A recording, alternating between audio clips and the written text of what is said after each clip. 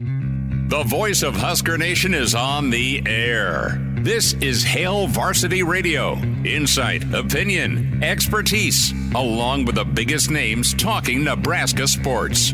Join in with the show at 402-489-1240 or 1-800-825-5865. Now, here are your hosts, Chris Schmidt and Elijah Herbel. Welcome to it. Good to be with you on a Thursday. It's Hail Varsity Radio. We're powered by Cornhead Lager, Chris Schmidt, Elijah Herbel, and you can find us different ways. Do so on the stream, the Hail Varsity YouTube channel. Can subscribe to that channel. Doesn't cost you a thing. Hail Varsity Radio Twitter at HVarsity Radio. Give that a follow if you want to watch. We're, of course, statewide. Different stations carrying us here on Hail Varsity Radio. Number to get in at 489-1240. 489-1240 or 800-825-5865. Email Chris at HailVarsity.com. Elijah at HurrdatSports.com, where you can find him and get your comments in. Chris says, "What's up?"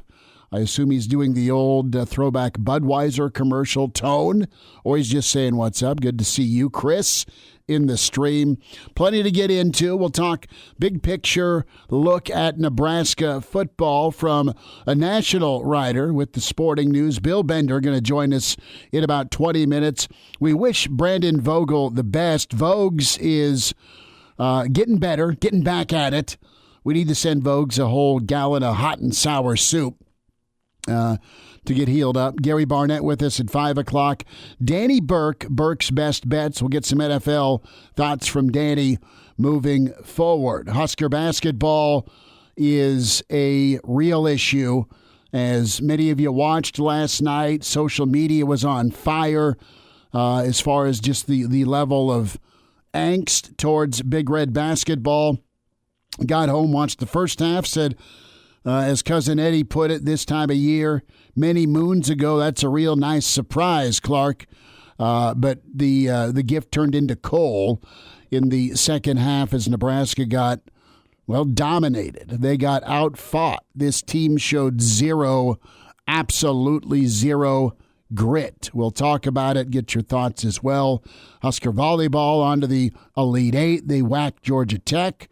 That's a good thing in surgical fashion, as Coach Cook and his team does often. Death taxes Nebraska in the Elite Eight for volleyball. But hoops has got a ways to go. Who's kicking us off? Doug is on the line. Doug, thanks for calling. Go for it. Are we talking volleyball or football? We were going to hit some hoops because that was a disgusting display last night. But what do you want to talk about? Oh, well, I just quickly, I'm a little upset about Nebraska not looking hard in the portal for some $500,000 guards and tackles. How could they put it all on Purdy and Heinrich? I mean, it'd be like walking around back there barefoot in glass. I mean, you got to say the offensive line didn't really help them out either, and everybody's dumping on the quarterback. Well, Doug, I'll say this. Doug, I'm gonna ask you a question. Do you think the line got better? I think you and I and Elijah, we have a standard of offensive line play. There's different eras, but the go-to standard's what won championships and won it physically. This is a different era. Nebraska, I think, has some talent on the offensive line, and I think they're moving the right direction with the offensive line. Is it dominant? No, it's not Michigan's offensive line. It's not Ohio State's offensive line. So to your point, when it comes to investments, yeah, the lines of scrimmage are where you go. What I will say is I think the development phase of some of the guys they have available on the offensive line, you're going to be pleased with sooner rather than later. Well, exactly. But, I mean, still – never hear anything about that. It's all how great the defensive line was and how terrible the quarterbacks are. And I think it's just like you really need to look at center and the guards and tackles. They got to be able to do something, give the guys at least a little hole to run through. Well, Doug, let me ask you a question. And I think this is not an indictment on your question at all, but can you name me some of the top offensive linemen that are in the portal this cycle? Well, no. It's not my job to look for them, but I know I wouldn't be paying $1.5 million for a quarterback.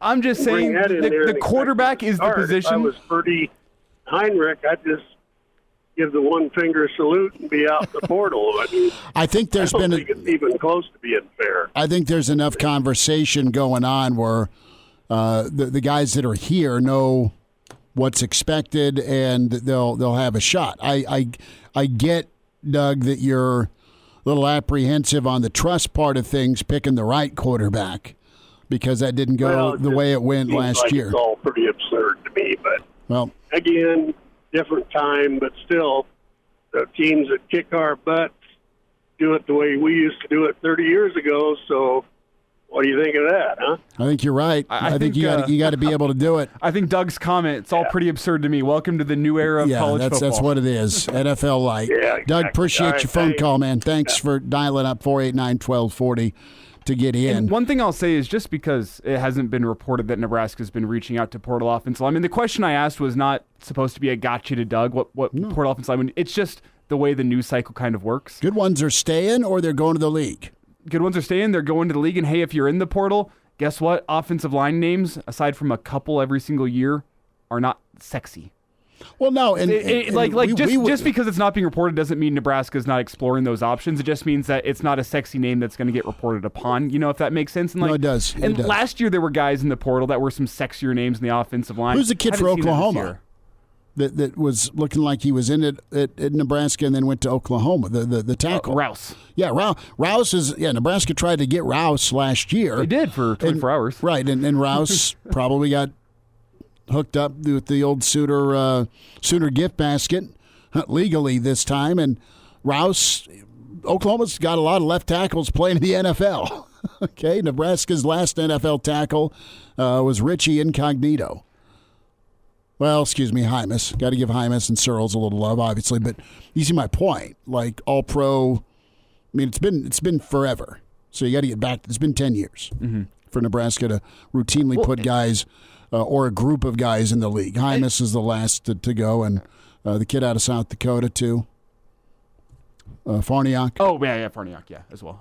But like Gates. I'm looking back to just last year, though, with Nebraska getting guys in the transfer portal on the offensive line. With Jacob Hood, you didn't really hear the name until he was committed, announced he's going to be coming to Nebraska. And Jacob Hood needs a lot of work, and he's been putting the work in. And Tyler Kanak.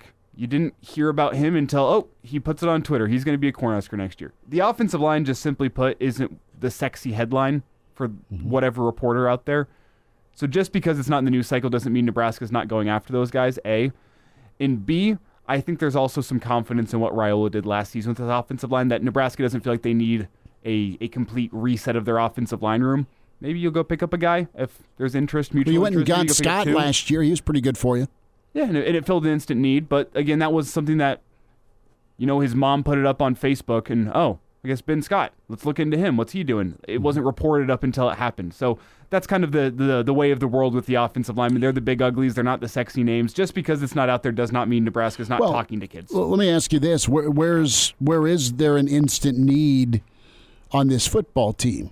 It's probably quarterback. Maybe wide receiver. Wide receiver and linebacker. And who do you think is where on the offensive line is there an instant need? You're going to have Scott back.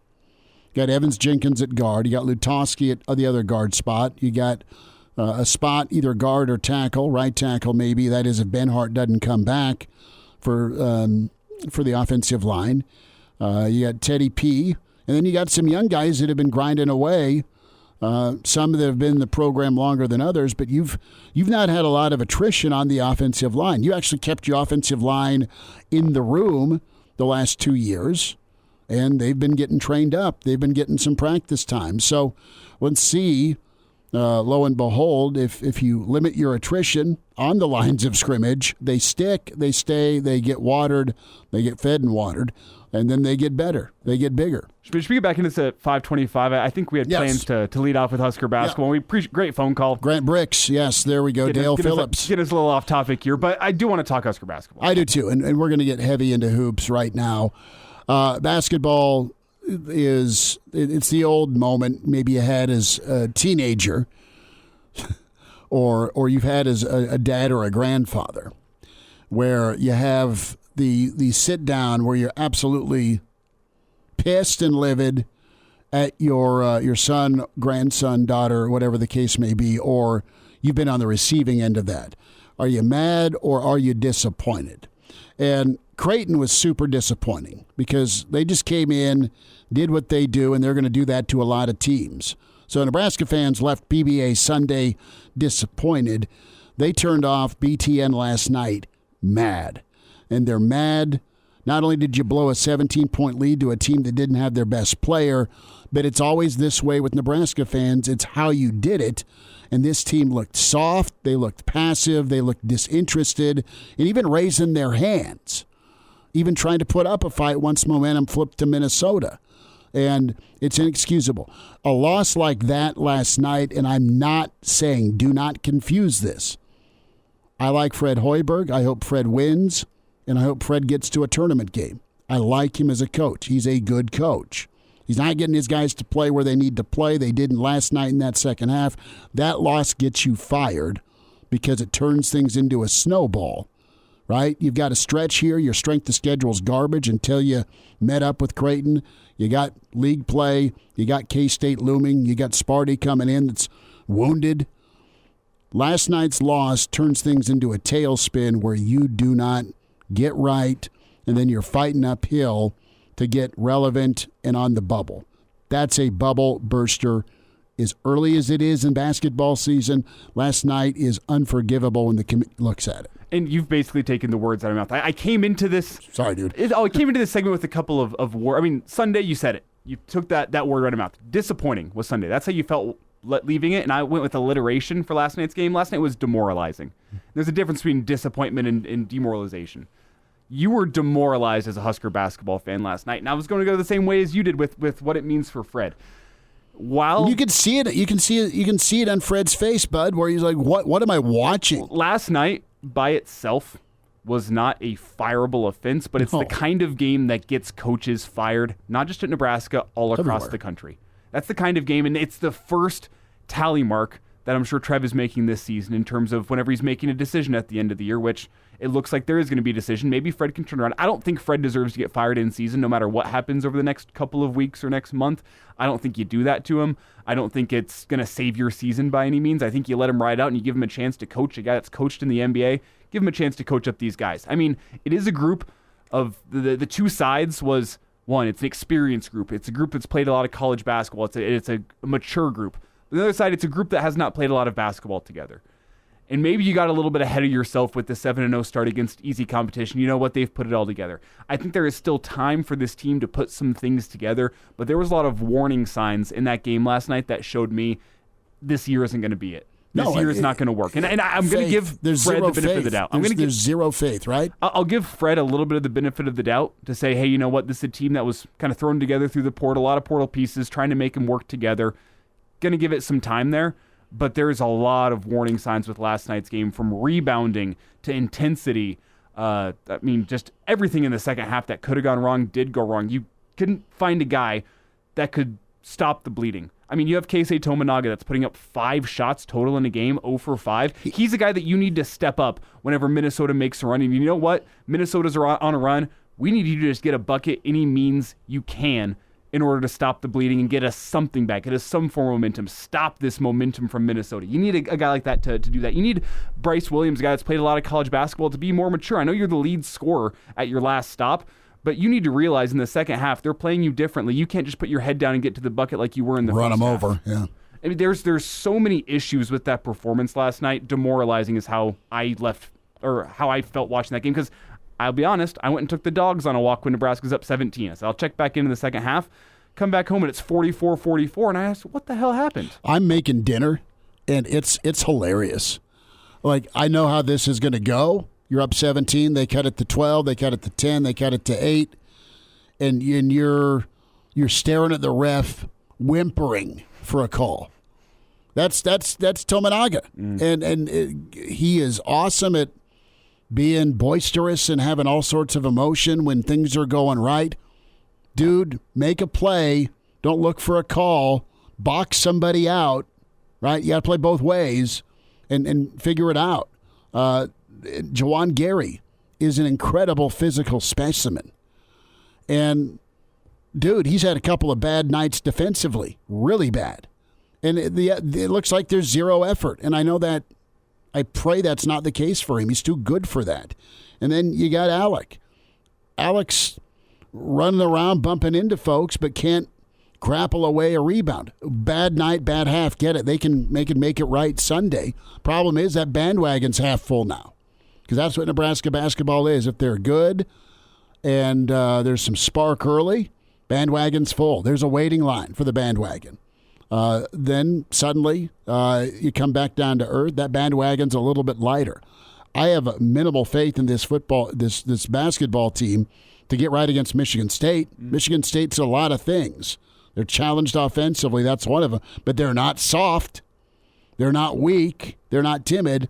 And that was 20 minutes of what I saw last night. Soft both physically and mentally. Well, your coach with telling the world that I got a bunch of older guys that have experienced a ton of basketball, he can't imagine ever uttering, well, we got to be stronger with the ball.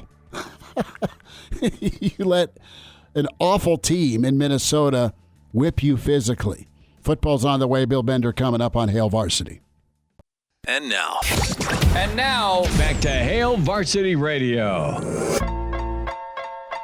Back into it. It's Hail Varsity Radio, powered by Cornhead Lager. Chris Schmidt, Elijah Herbel. We say hi to Bill Bender, national writer with the sporting news. Find and follow him on Twitter at BillBender92. Bill, what are you doing between now and bowl season, college football-wise? How are you able to cope? I know we're a little lost here in Nebraska, waiting for a bowl season to actually happen. Well, I feel like I'm getting off a jet. You do this for 14 weeks and it's nonstop, and then you're kind of like the jet lag of no season and getting into the Heisman and the All-American stuff that we do over at Sporting News. We're wrapping that kind of stuff up. So there's always something to do, and before you know it, the Bulls will be here. So. Still another month to go, but like you said, it was a fast regular season. It flew. You blink, and we're into December, and the items that have been keeping Nebraska fans busy have been flight tracking and the portal for that elusive option at quarterback. And I want to get your take. You're in Buckeye country. And what's your feel on Kyle McCord? Nebraska visited him. I know he's going to be coveted by other programs, and he may very well end up in the Southeast somewhere, but it's not often you see an 11-1 starter leave a program, and that's what's happened at Ohio State.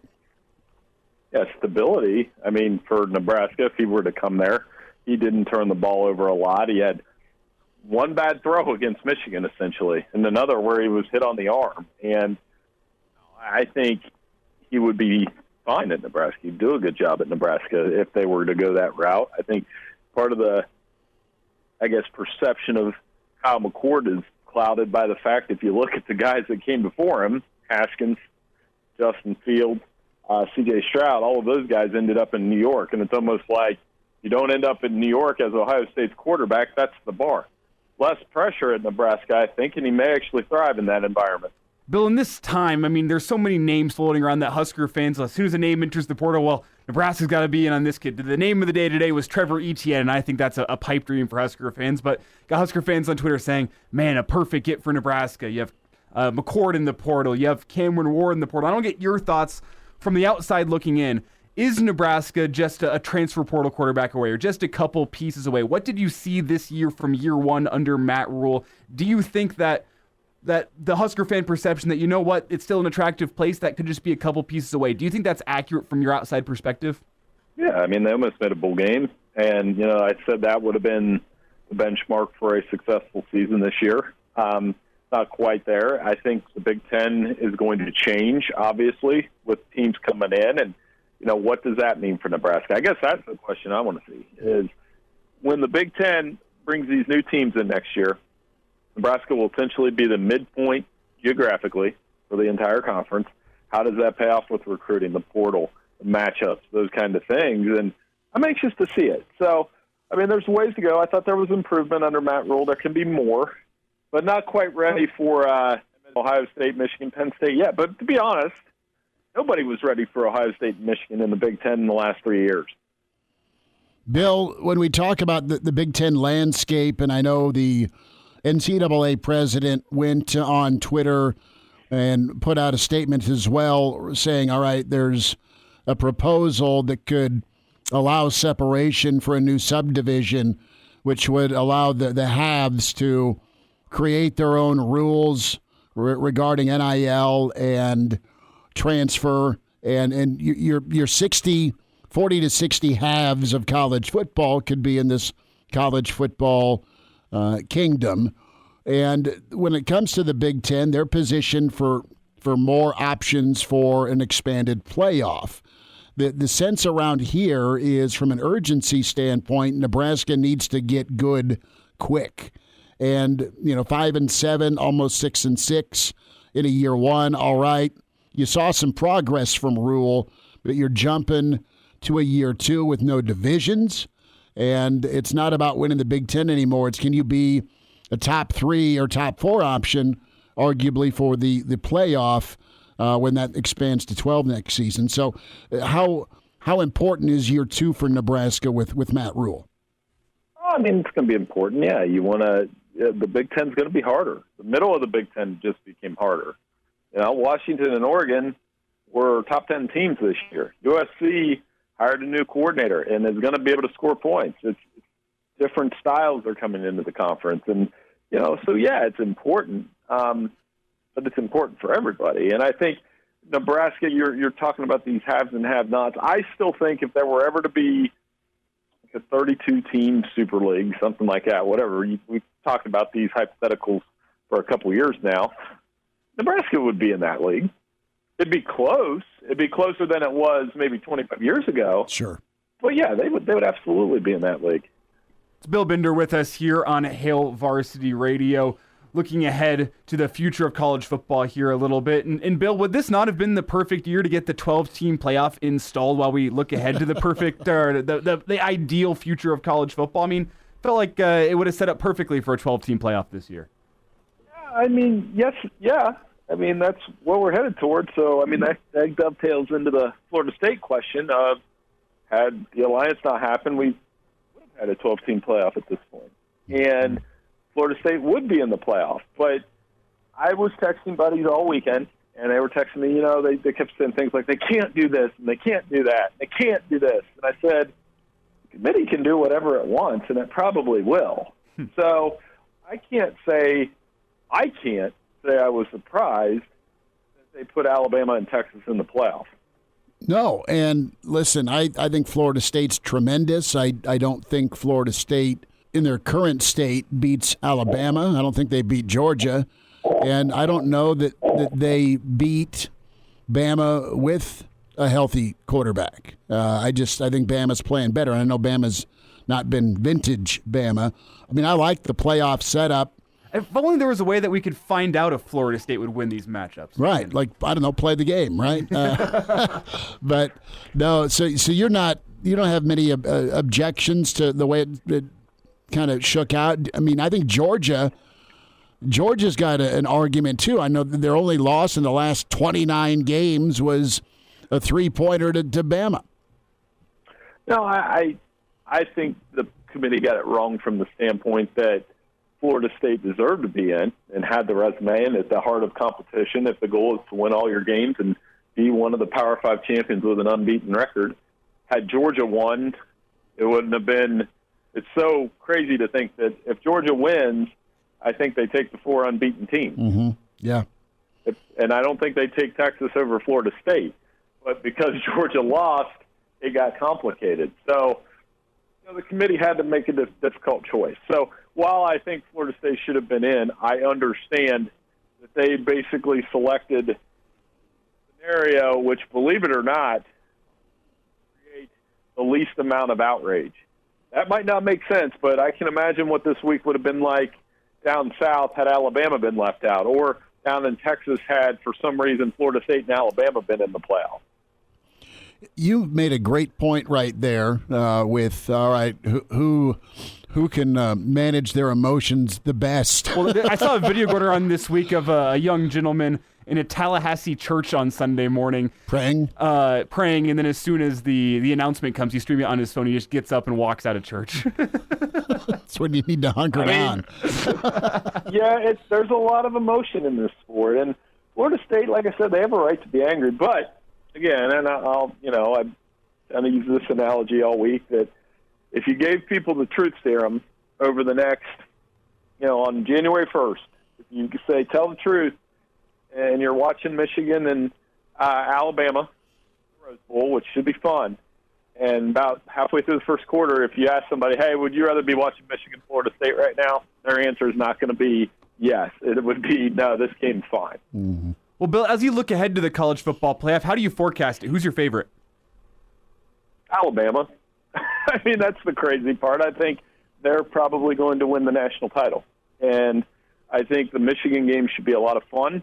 It's a big spot game for Michigan. Obviously, a lot's gone on and off the field for the Wolverines this year. But, play Alabama twice since 2012, and there was just a difference with what Alabama had. Now, has that changed?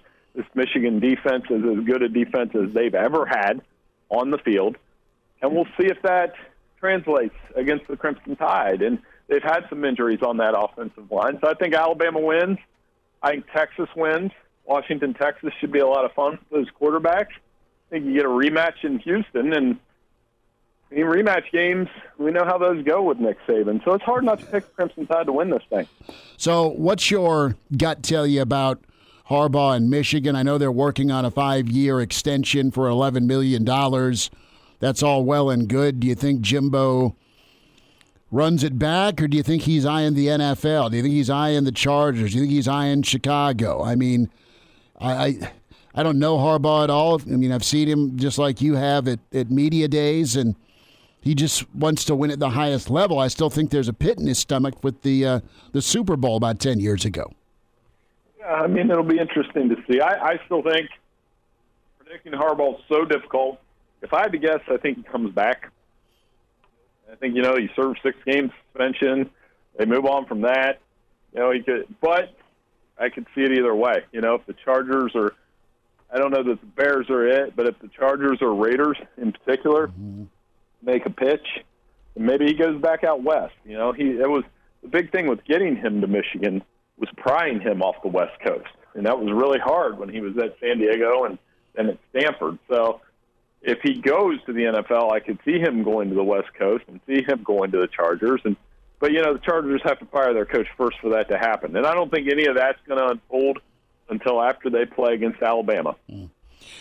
What's your synopsis on the year of Prime? How it started, how it ended, the mass exodus from his coaching staff? I know they got a 5-star offensive tackle today, the Buffs did, but sure. What'd you make of year one with Deion? I mean, the first month I haven't seen, in all the years I've covered college football sporting news, haven't seen a phenomenon like it. But like all phenomenons, it can burn real bright and it's shorted out in the second half of the season. So I would argue that this year was a success for Colorado. They won 1 game the year before. They improved by 3. Most people, reasonable people, had them at 4-8 or 5-7 as a best case scenario. Now, how does he recruit and keep that momentum going? That attention, because the expectations will be higher in year 2, especially if Shedeur Sanders stays and Travis Hunter and those guys are still there, obviously, and they add some more guys. Now, are they going to be a serious contender in the Big 12? So I would say, see, because you did improve, you did get a lot of attention on the program, but the second half of the season showed just how much work that job's really going to be. And now, back to Hail Varsity Radio. Bill Bender, a couple more minutes with his sporting news. Hail Varsity Radio at Bill Bender 92. Follow him on Twitter. Read his just great work for many years covering college football, some NFL as well. Bill, last thought, we'll get you out. Thanks for chatting with us. Which program do you think can take a step forward? Florida right now, has been through the ringer with coaching changes, and they missed a bowl game again this year. You've got a mass exodus of some of their stars, or at least perceived recruiting stars. Ohio State's had a lot of their class depart, but Ohio State's still real good. And then A&M with Elko. Is A&M finally going to get to that finish line where they're as good as they think they are? Yeah, we'll find out. I think A&M, obviously, I think Mike Elko was a make-sense hire. So they hired Colin Klein as their offensive coordinator. Just no nonsense is going to be good for that program for a minute, because it got a little silly the last 2 years with Jimbo Fisher. Florida, Billy Napier, I thought it would go much better, much faster. Obviously, there was a lot of issues from day one, and it comes down. But I would say with them, patience is required from the standpoint of, if you look at State, that's a great example. People were trying to run Mike Norvell out of town, and they had that breakthrough year this year because they used the transfer portal effectively. So both of those programs, spots, kind of stuck in neutral. And for Texas A&M in particular, I think the Mike Elko hire will do them good. It just you have to be patient. And both of those places, they don't know what patient means. Well, Nebraska fans are working on patience year one versus the last 5+. With just record and one-score losses. In your world, what's the word on Marcus Satterfield? What's his reputation? Because that's been a lot of where the arrows have been fired this season and into the offseason. Well, continued development. Obviously, offense is you want to score. The name of the game is putting up a bunch of points, but the name of the big game in the Big Ten is a little bit different. Ohio State scores a ton of points. And it kind of circles back to our Kyle McCord discussion. They scored a ton of points this year. They have a wide-open offense. It's based on throwing the football more than running the ball. And yet, when you get in those big-time games in the Big Ten, Michigan proved that when you win the running game and you have a tough defense, and there is a way to win that way. It's not quite the way Nebraska won in the 90s, but it's a cousin of that. Mm-hmm. So I think as they continue to evolve in that running game around a good, solid quarterback, they'll be fine. It's Bill Bender with us here. And, Bill, I know we said last question about 2 questions ago, so maybe we'll call this This is the last question. But I promise this one is the last question. Mm-hmm. It's not sports-related. You're a known lover of awesomely bad 80s movies, and tis this season. What is your favorite awesomely bad Christmas movie? I mean, Christmas Vacation is good, obviously. I'm, Home Alone, Christmas Vacation. We'll watch all the classics. I think Christmas Story is good. Of all the holiday movies, though, Home Alone and Home Alone 2 are probably my 2 favorites. It's always a good one, and I don't know how Harry and Marv survived that. I know. I mean, they're still in the burn unit. Well, I mean, it's not good with poor Marv. And correct me if I'm wrong here. Home Alone 2, I believe, is the only Christmas movie to feature Donald Trump in the movie. Well, it depends what version you have. He makes a cameo. Yeah. So I've seen those. The kids like those movies a lot, and we enjoy them. But Harry and Marv, obviously, they were. I wonder what team they were rooting for when they were college football fans. Oh, they're totally Auburn fans. That's great. Totally Auburn fans.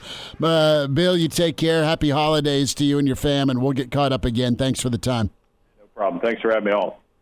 There is lots of discussion in the stream. Big thanks to Bill Bender for hanging out for us to talk volleyball.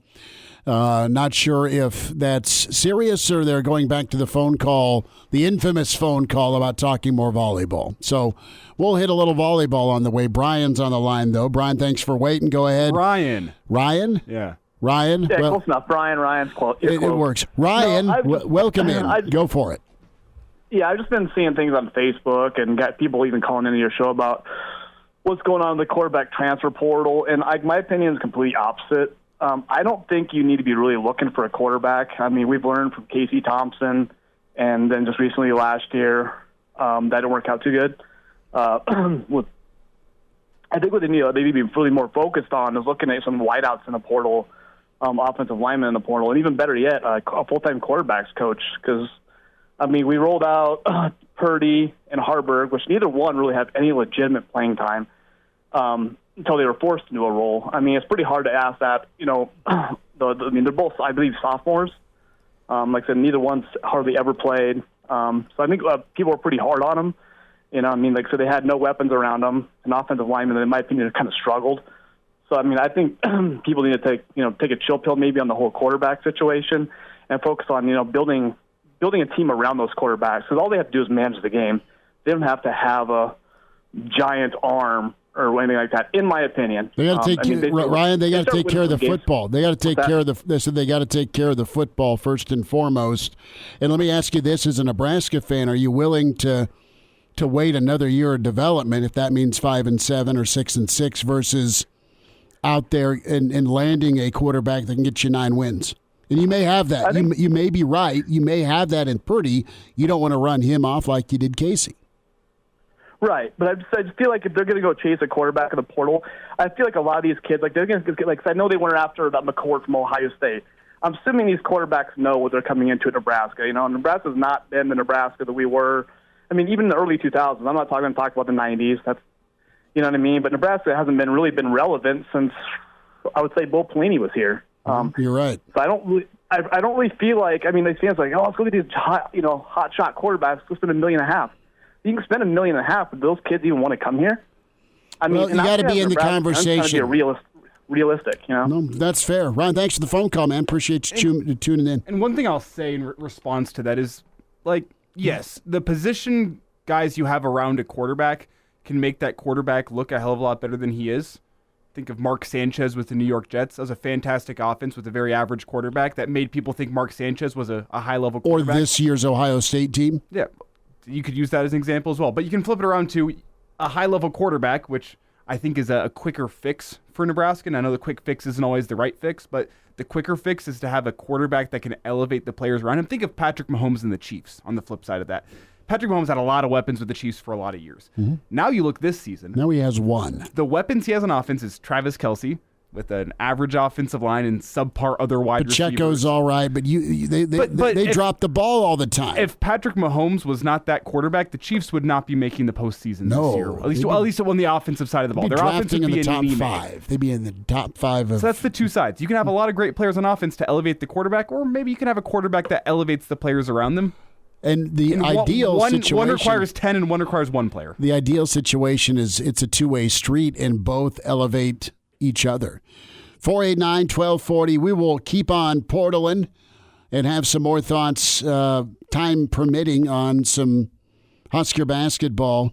We got into the portal early into this show. Had a little thought or two on Nebraska's embarrassment last night against Minnesota. And we'll get to your calls and emails as well. But, yeah, that's just it. You don't want to miss out on what could be a good thing at quarterback that's already in that quarterback room. That is the judgment, development, and task you have as an offensive coordinator and head coach. We'll wind down hour 1, get to your calls here in a minute. And now, back to Hail Varsity Radio. Get to the phones here in a minute. More thoughts on the quarterback situation in the portal with Nebraska Gary Barnett, longtime head coach and longtime quarterback coach, in about 10 minutes. Reminder about your friends at Dyer Law with workers' compensation. Confused about the options of your workers' compensation claim? Put your trust in the team at Dyer Law to help ensure that your rights are protected and you get the settlement you deserve. Call Dyer Law and the team today at 402-393-7529 and visit them online, dyer.law. That's dyer.law to chat with a trusted professional about your workers' compensation claim. Dyer.law, 402-393-7529. Joe, thanks for hanging on. Welcome into Hail Varsity. Go for it. Yeah, question.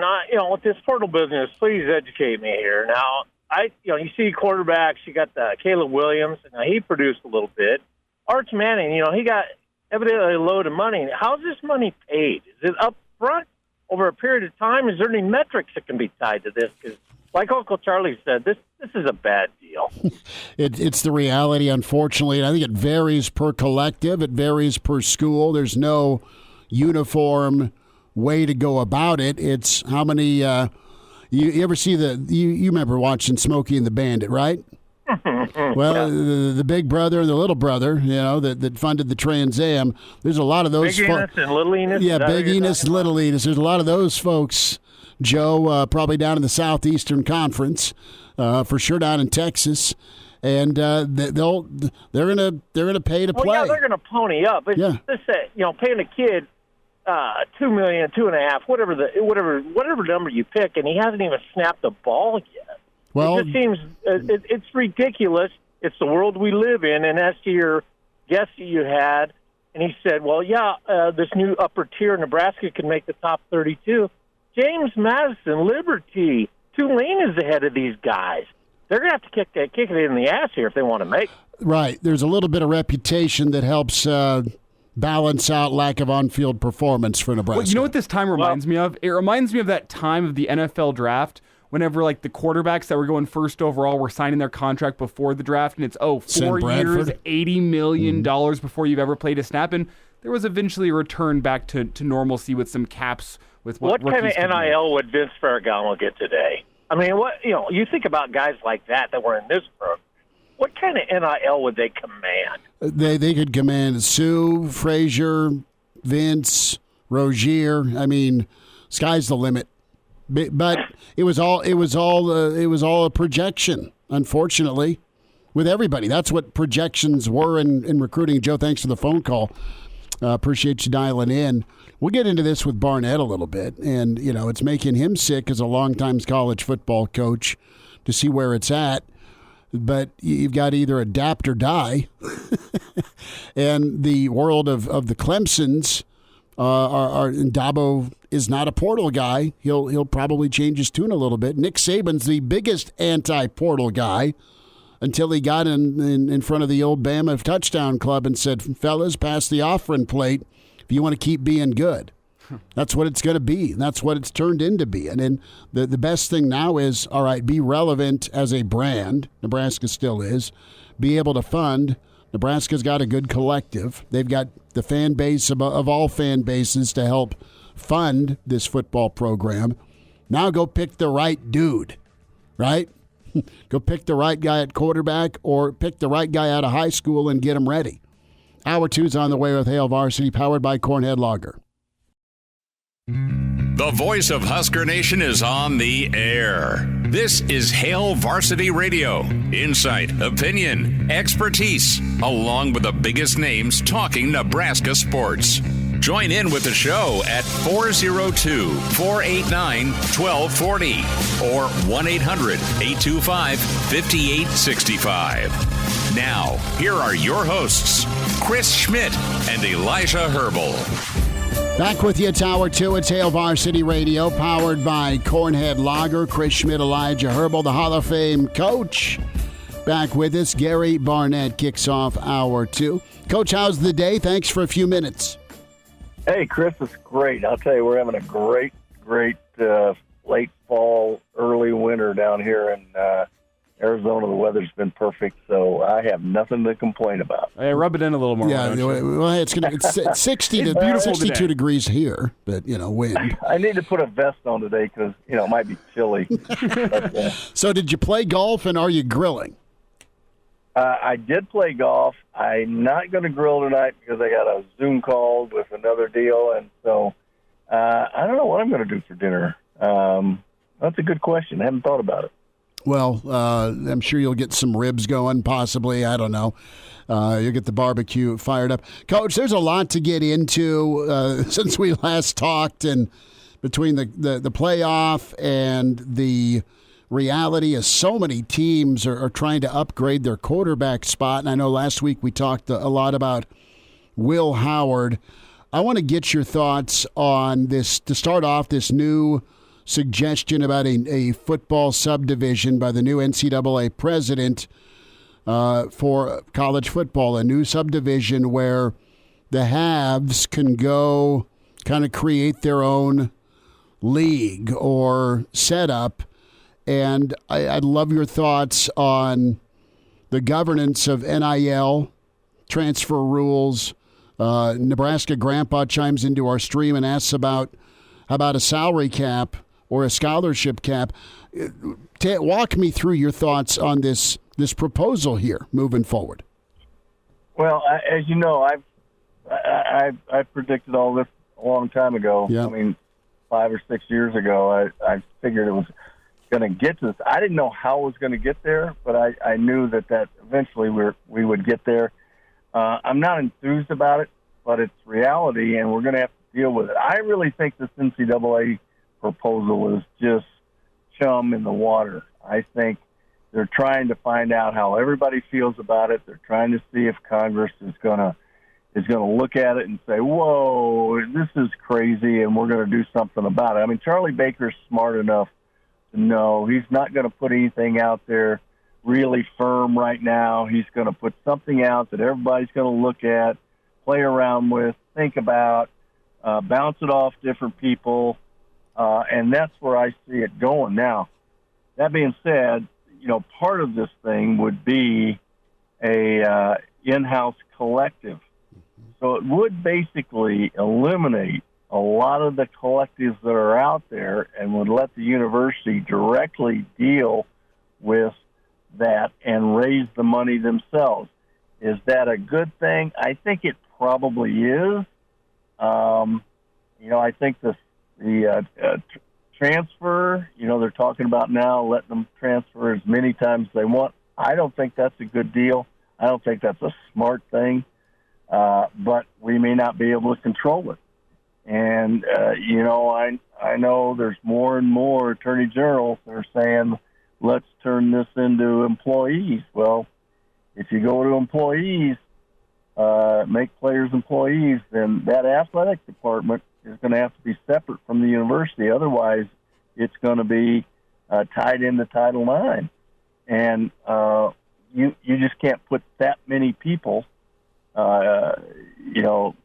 that many people on the various expenses that come along with paying employees. So I do think that they're throwing something out there. I think that eventually it's going to get to a point where the big guys are going to pay and pay a lot, and the little guys aren't. So it's chum in the water right now just to see how everybody feels and what kind of responses they can get. Gary Barnett is with us here on Hail Varsity Radio. And Gary, I think the only guarantee moving forward, especially with the world of NIL and changing NCAA, is that the government will get theirs. That is a guarantee in life. But I want to get your thoughts specifically on what you said about getting NIL collectives, kind of moving them to the side, moving NIL in-house. I think that's eventually where college football is almost guaranteed to be moving, with just the can of worms that the collectives are. Bringing it in-house seems to make a lot of sense. And I want to get your kind of inside perspective on the NIL dealings, what you've seen. The collectives essentially are a middleman, because Matt Rule gets up in front of the media last week and talks about the $1.5 to $2 million number, but technically the coaching staff isn't supposed to have any control over that. It's supposed to be the collectives that make kind of an independent offer, but it doesn't really work that way. Like, how exactly is this process working from that point of view? Or is the collective just a middleman between athletic department and athlete? Yeah, Elijah, it absolutely is, but it can't. The connection between the athletes, between the athletic department and the collectives, it's illegal to have it. It's improper to have it, and so what you end up doing is being as creative as you can to try to, and as private as you can. I mean, going through an attorney, for example. If the athletic department calls an attorney and says, we want to pay 16 guys this X amount of money, then the attorney can then call the collective and say, okay, the athletic department wants to pay 16 guys this amount of money. Well, because there's attorney-client privileges, the attorney is everything's safe, and you end up going around. I mean, that's backwards. It's you're just conniving, and that kind of stuff would be cleared up if collectives were in house. You wouldn't need that communication. They could form their own. They already have a staff. It would take a lot of the pressure off of collectives. I would tell you that. Coach, I want to get your thoughts on some of the quarterbacks that are in the portal. Nebraska's been visiting a number. They had an in-home with, or at least a trip out to the Palouse where you were just at. Talked with Cameron Ward. They've checked in on McCord at Ohio State, Levitt at Michigan State. And, it sounds like Will Howard may be looking at USC, but you've kind of kept an eye on quarterbacks. What's your take on McCord? And we're both kind of going, wow, an 11-1 quarterback's in the portal. He's not as mobile as other guys, but what do you like about McCord, and do you think he'd fit in Lincoln? Well, first of all, I don't think 11-1 means a damn thing when you've got Marvin Harrison and you got an offensive line like he has. I mean, I don't think that's what you look at as the record. Mm-hmm.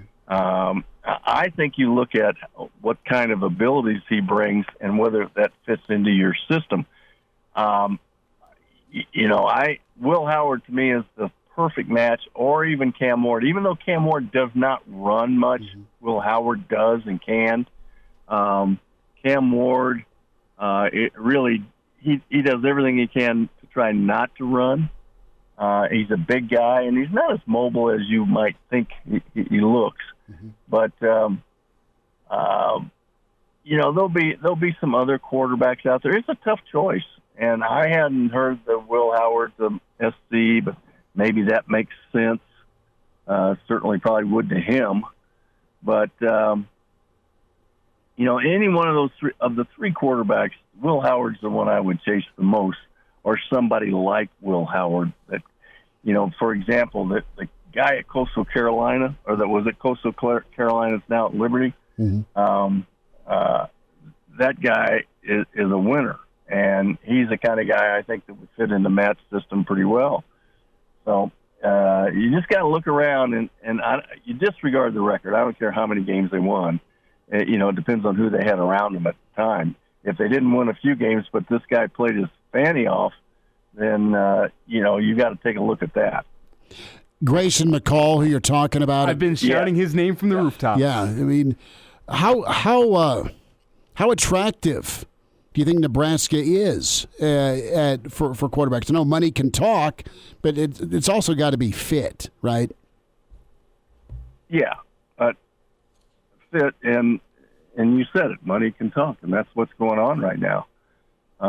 Is it a fit for him? But right now these quarterbacks are taking they're taking a leap of faith to go make some money and see how they do. And you hope you have the opportunity to make sure it's a fit. But some of these decisions get made pretty fast, and you've got to show them that he fits.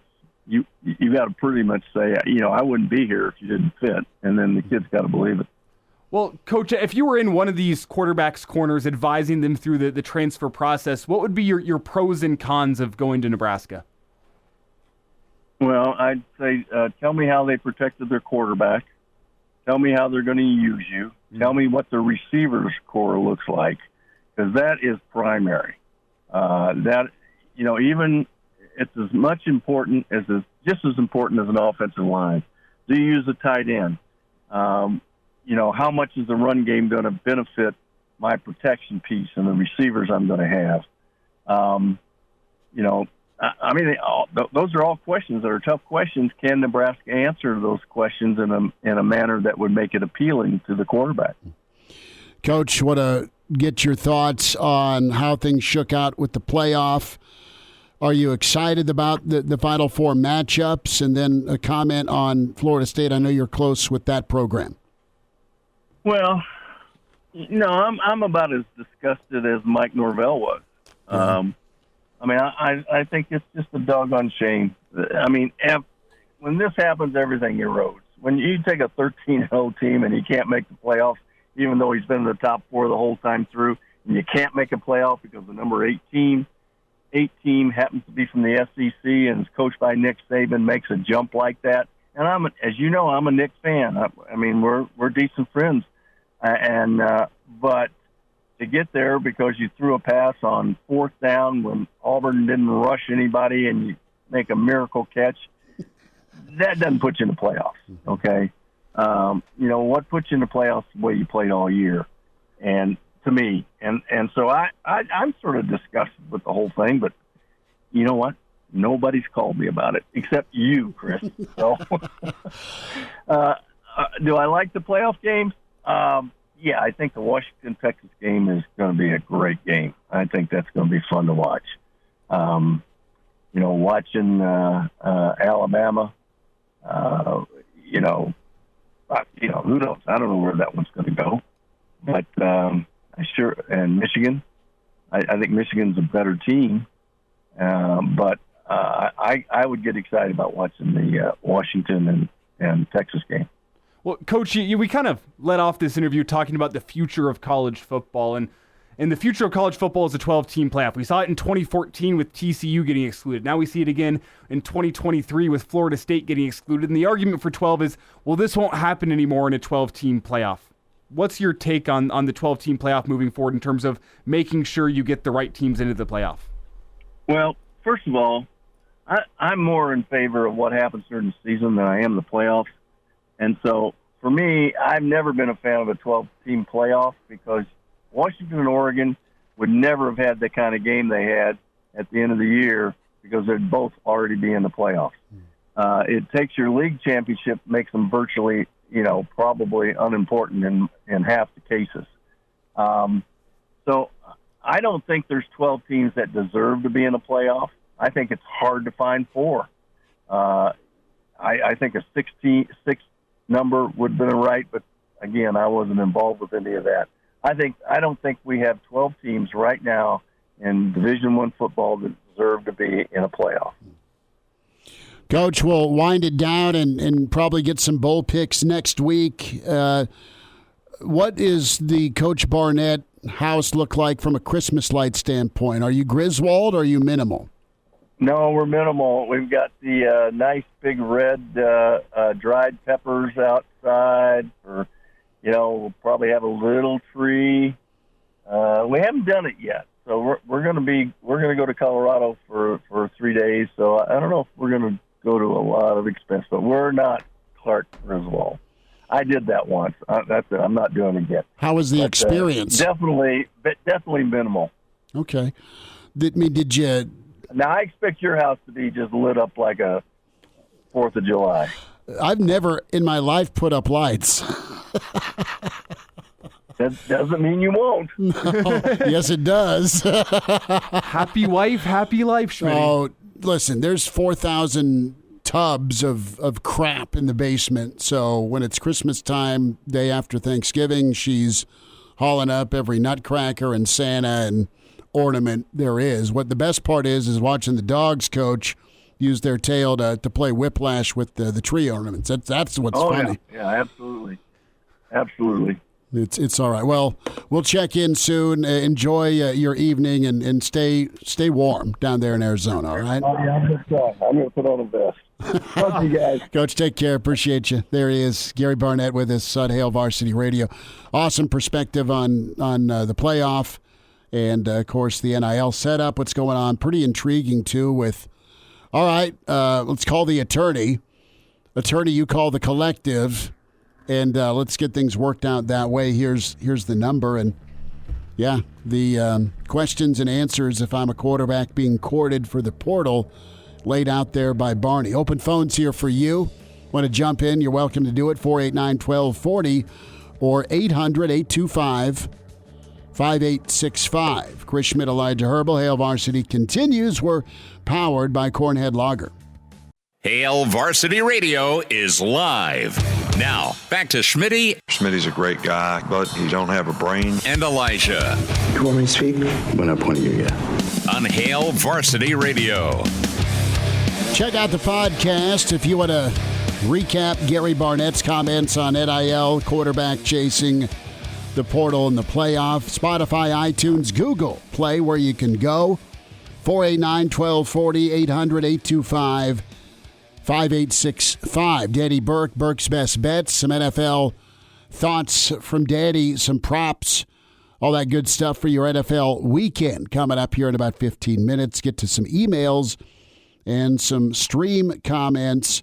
So portaling is the word of the week, and Nebraska right now is still involved. And what's nice is you're doing a second form of recruitment, and I think you're in a great spot if you're a Nebraska fan with the travel and the ability to really connect with a high school kid if you're Matt Rule. Foley's on the road, touring the state again today. That's the high school level.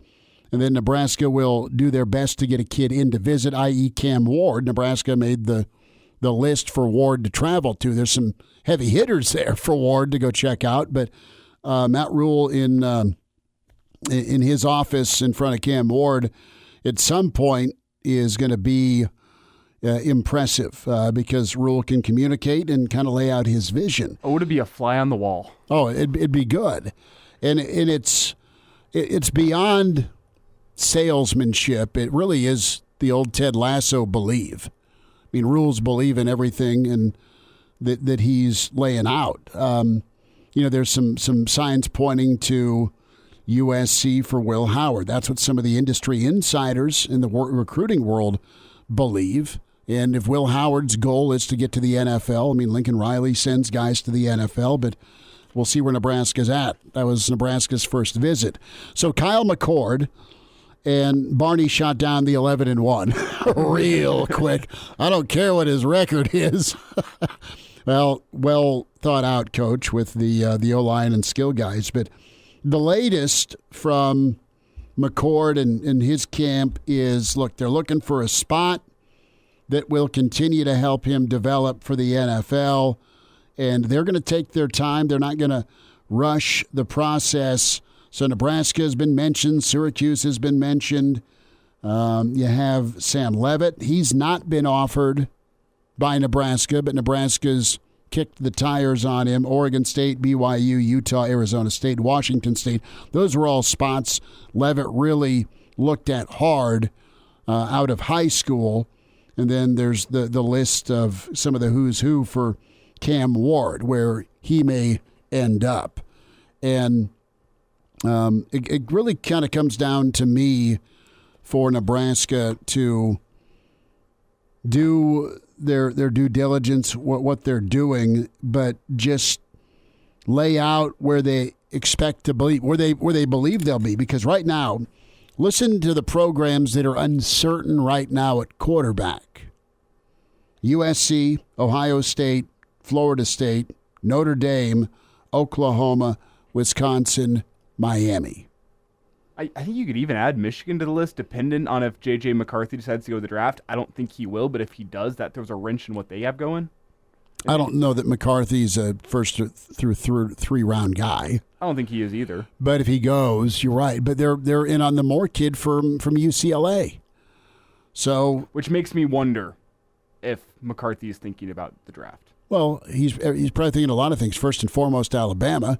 Second of all, is my coach coming back, despite the 5-year, $11 million deal that's being put together. But can Nebraska find the right guy? And I like your thought here on the kid from Coastal Carolina, Grayson McCall. I mean, just uber talented. Love his kind of game and body type.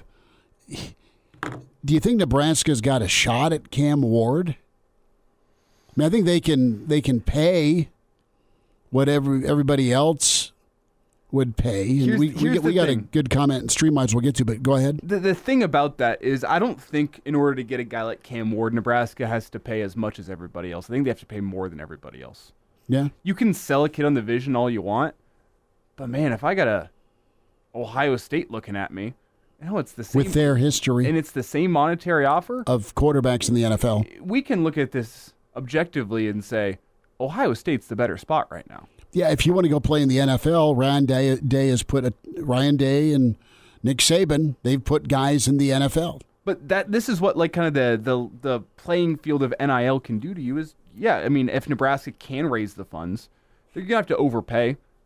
It's as simple as that. You have to open the checkbook, especially with where Nebraska's been recently. But if you have a bigger offer from Nebraska, hey, an extra $500,000 a year to go play at Nebraska instead of Ohio State, that's what's going to get a kid's meter pointing towards Nebraska. And they have to be sold in the vision as well. They have to see the hope. I don't think Cam Ward is going to come here no matter how much you pay to come and have a 5-7 season where you're the only spark on offense and you're surrounded by terrible weapons. You have to sell a kid on the vision and what you have. But Nebraska's at a point right now, after all of these consecutive seasons missing a bowl game, you're going to have to overpay. You have to pay more than the likes of Ohio State or Tennessee or Ole Miss or name your school. He's going to have to really, and who's to say that you're getting a kid, Elijah, that it's not about, I mean, are you getting a kid that is just all about the money versus the experience, or is the experience he thinks he can have worth more than money?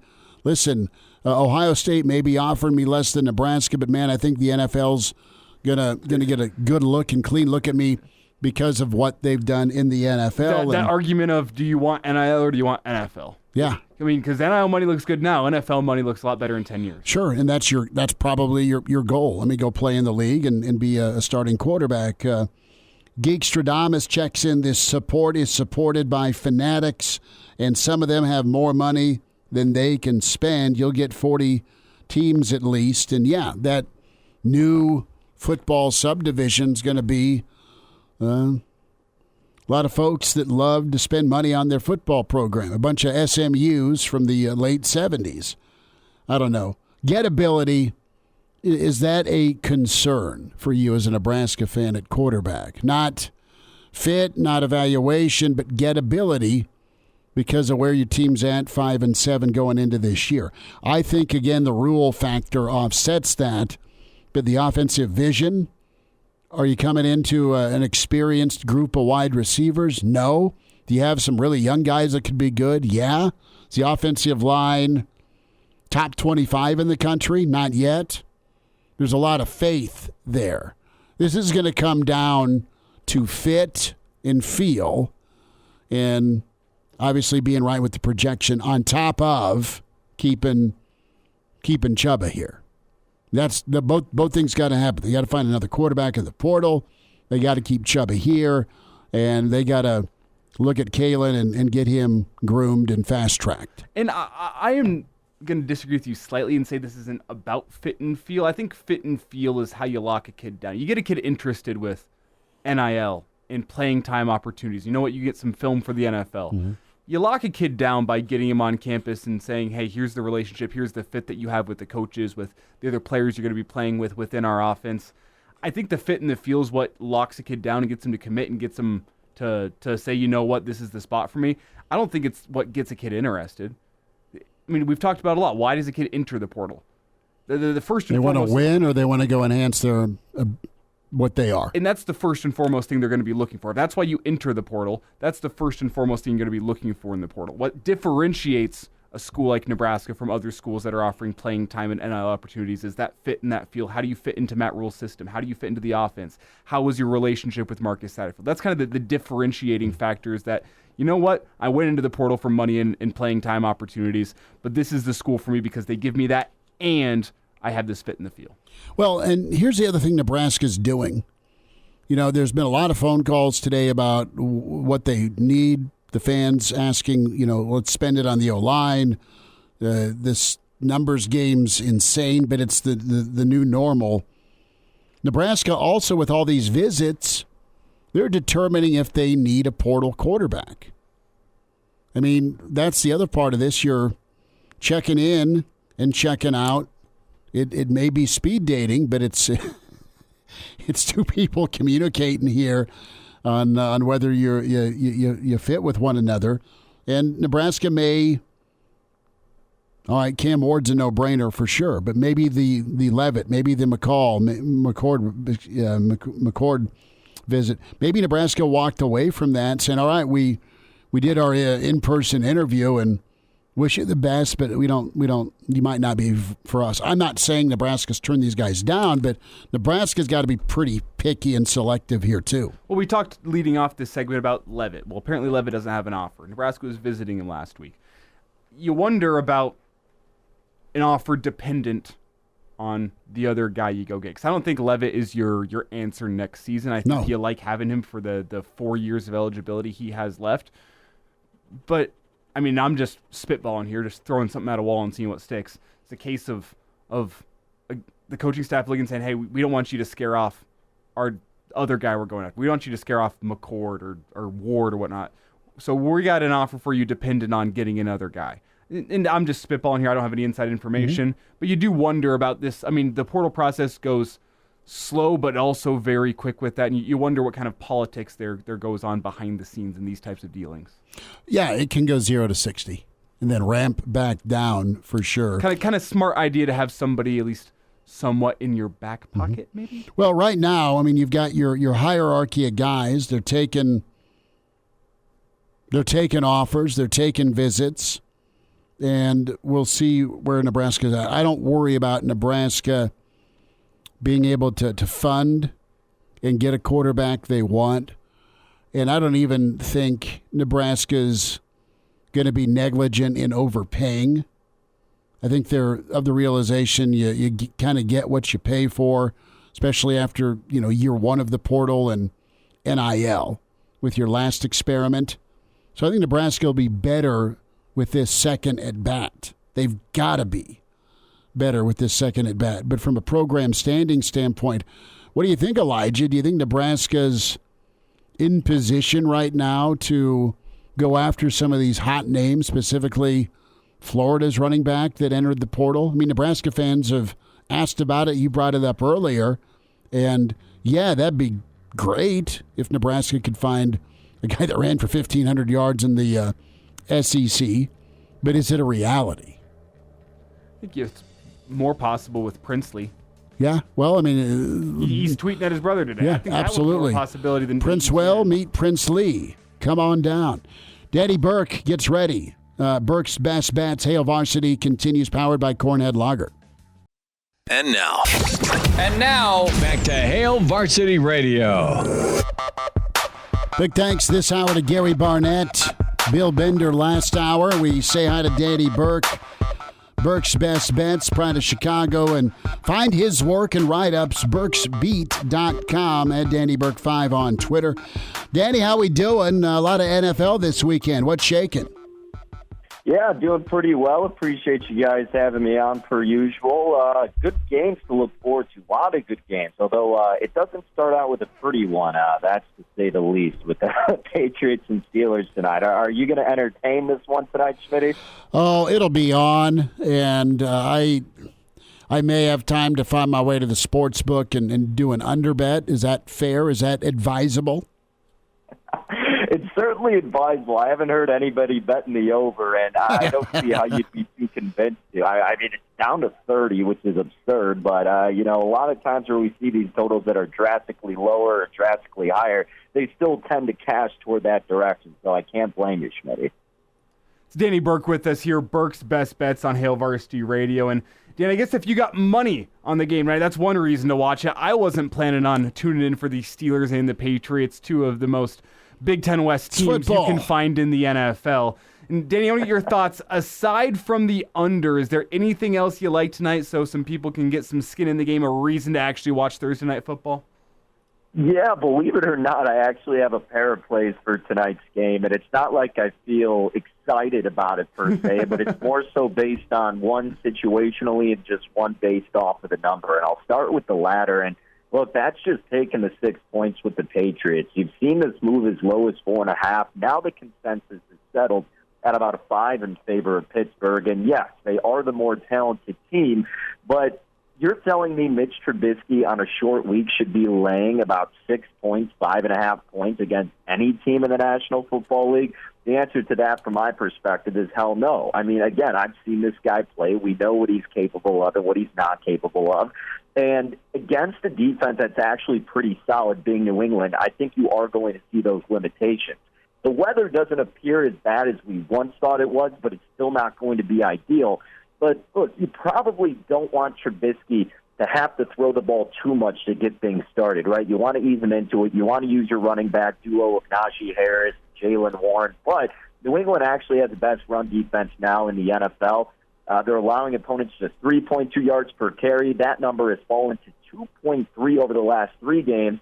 They rank first against the run in EPA and success rate. So after the offense can't get anything viable going in that facet, I think that Trubisky is going to be forced to make some plays. And I don't think he's going to do it successfully, and this kind of ties into my next play. But long story short, I think the Patriots defense will do enough to keep them within the number of 6. Scoring, obviously, is going to come at a premium, so those are a lot of points away with a total at just being 30. But then my next play, like I talked about, look, the Patriots' run defense, very stout. Patriots have struggled in their secondary. They're 28th in drop-back EPA, 23rd in drop-back success rate. They're allowing opposing quarterbacks to complete over 67% of their throws. I don't want to bank on Trubisky, clearly, for a lot of things, most importantly, passing yards, completions. But I do think his sample size of pass attempts in general will be inflated. And the best number I found for that, guys, is at 27.5. Now, he split time with Pickett into 2 larger sample sizes we witnessed. Last week versus Arizona, went 11 for 17. Obviously didn't play the whole game, but still they were letting him throw the ball a lot and were trailing.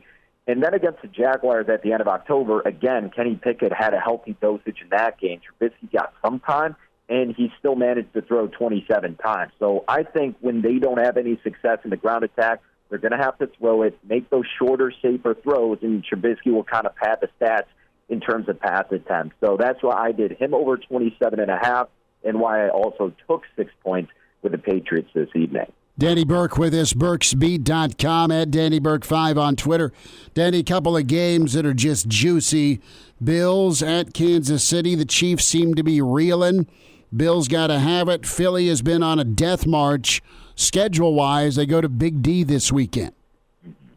Yeah, I'll start with that Bills and Chiefs game. The market is showing some infatuation toward Buffalo, and honestly, I can't disagree. I mean, it seems like it may be a classic spot where everybody's kind of getting off the Kansas City train, and then they figure it out because, well, the Bills have been inept themselves. But when you look at all of these advanced numbers and metrics and analytics, I mean, the Bills should just be playing so much better than they have been. And that's what led me to taking 3 in the hook with them their last game against the Eagles, which thankfully they were able to cover. And they're just so much better offensively than the Chiefs are. The Chiefs clearly don't have any receiving help, and Patrick Mahomes is having to play so tight and have so much pressure at the end of these games that now against an even better defense in Buffalo, I do think that's going to catch up to him. So I would gravitate toward Buffalo. I'd probably look at taking +1.5, or you could even tease them up 6 points to +7.5. I think that's a great option too. But in terms of outright purposes, I like Buffalo. And then with Philly and Dallas, I kind of like the over in this game. It's gotten bet up to 52. I'm hoping that it may get bet back down to 51. And if it does, then that very well may be an official play for me on the total over 51, because 51 is somewhat of a key number. You think 27 to 24, that's certainly how this game could land, considering the spread's at about 3 or 3.5. So I'm very tempted with this total. And I'm tempted with Dallas, guys, and I've kind of been a naysayer for Dallas, or maybe I'm just more so rooting against it because I got interest in other MVP candidates aside from Dak. But again, looking at all these numbers, Dallas has been the better team. Philly clearly not as good as they were last year. Hurts seems like he's a little banged up. Their defense is weak as Philadelphia's, and this is a revenge game considering Dallas already lost to them, and now they get this spot at home. I don't want to lay over the key number of 3 with Dallas. So what I'm going to do instead, because this isn't going to dip to 2.5, I'm going to wait for an in-game number. Simple as that, right? Because it should be a back-and-forth battle. You'll probably get a better spot with Dallas at some point in this game. They have been playing like the better team. I get that they've beaten up over inferior opponents, but this is a statement game, and I think they come through over Philly in this spot. Danny Burke with us here, Burke's Best Bets. Make sure to check out burksbeat.com. He's got more on there. A teaser for the NFL this weekend, a Saints and Panthers prop bet. You can check that out, burksbeat.com. But Danny, before we get you out of here, about 60 seconds. Are you going to be a true American patriot this weekend and lay down some action on Army-Navy? You know, a couple years ago and even before that, I was betting it consistently. But this game, like, the market's always set so strongly now. Like, the total just goes down and down every single year. I mean, you're seeing 27.5, for goodness sake. So I probably won't do anything there. If anything, I'd lean toward Army, but I haven't mustered up the courage to place a bet on it just yet, fellas. If I do, I'll make sure to make note on it, but maybe I'll just tail whatever you guys are rocking with today. Well, correct me if I'm wrong here. How many consecutive years has the total gone under? Oh, geez, I don't even know the number, but it's pretty much every year, isn't it? Unless there was a sneaky one where it's gone over in the past couple because it was set so low. I'm going to have to look that up. I believe it's been something like 14 straight years that the under is hit or something like that. I could be wrong. I need to check my numbers there. Well, I'm seeing it's 44-9 is the record, and however many last years that's been. But yeah, it's just whenever the Service Academy program face off under 44-9 back to 06. Jeez, Daddy, we'll check in next week. We'll get some bowl thoughts, and of course more NFL is getting down to the stretch run here for playoff positioning. Daddy Burke, Burke's Beat.com. At Daddy Burke 5. Daddy, thanks for the time and insight today. Hey, you got it, my friends. Take care, guys. And now, back to Hail Varsity Radio. One final time on a Thursday. Big thanks to Gary Barnett, Bill Bender, Daddy Burke. Tomorrow, Jacob Padilla, Bill Dolman going to join the show. The forecast with Clausburn. We'll shift to a little NFL thought. A reminder to buckle up. Game preparation and repetition predict success and winning. Drivers and vehicle passengers who always use their seatbelts will increase their survival chances if a crash should happen. Make it click. A message from the NDOT Highway Safety Office, 489-1240. Can sneak in a call or two here, 800-825-5865. We didn't spend enough time on basketball, but Portal and football's kind of driving the bus. A little bit of reaction last night from Fred Hoiberg. Opening comments post-game. Husker basketball reeling. And I think Nebraska's going to need you Sunday against Sparty. Here's Fred. Give me a second. I closed out of these cuts. I didn't think we were going to get to them. I didn't think we were going to get to them. I should have given you the sign. I got it. Okay, here's Fred, and he should have been pissed. He was. Let's see if we can get him rallied up for tomorrow. Yeah, I thought that was about as good as we played all year. That first half, we were flying around. We were getting every loose ball. Our blockouts were on point. We did a great job on the glass. That was our biggest nerve going into this game, was our offensive rebounding and physicality. And I really thought we neutralized that. And that got us out in transition. It got us on a run. We took care of the basketball for the most part in the first half, and then it completely flipped in the second. And it started on the first couple possessions where we went after loose balls with one hand. We went after a couple of rebounds with one hand, and give them credit for coming out with more intensity than we did. And for us, as we talked about in the locker room, we got to find a killer instinct. We got to be able to stomp on a team when they're down, and we let them right back in it with, I think, a 16-3 run. And now you're in a dogfight the rest of the game on the road with a really good crowd. And it's disappointing. I loved our first half. I loved how we were sharing it. We had great movement. And second half, not only the loose balls but the turnovers, and turned it over 12 times in the second half. You can't do that on the road. You're going to get stung. Well, Nebraska may have a point guard problem. This isn't all on Lawrence. He's a nice scorer, but he's still trying to settle in, Elijah. And Nebraska's offense is just a bit of a mess. They didn't adjust, and they sure as heck didn't respond. And you wonder how different this stretch is, this 2-3 game stretch, if you have Aaron Eulis in the big fold. Time, yes. A true point. Jamarcus hasn't been able to do it. Casey hasn't been able to do it. I mean, you have a lot of scorers. Who's going to be that steadying force offensively that gets the scorers the ball? I mean, I don't claim. Who's the leader? Who's the leader on this basketball team that's going to slap them around and get them right? I mean, I'll say this: the grit and on-court ability of a guy like Greasel and Walker willed this team to play above their punching weight. Well, this what team Nebraska had last year was a steadying force in Sam Greasel that whenever the stuff started going wrong and a second half run, Minnesota's playing really well to come out the second half. You had a steadying force in Grease to let you know what? Walker. He's going to put a smaller guy in the post. He's going to give himself an easy bucket. You have Walker doing the same, where he's distributing from the high post, getting scores the ball. You don't have that this year. No, and you got guys that are forcing it, taking bad shots, not taking care of the ball, and when it got tough, they folded. Inexcusable. But another chance Sunday against Sparty. That could be a good thing or a bad thing. Oh, it's going to be an awful thing. I'm going to put, if I could, I'd put the house on Sparty on Sunday. Back tomorrow, 4 o'clock with Hail Varsity. Thanks.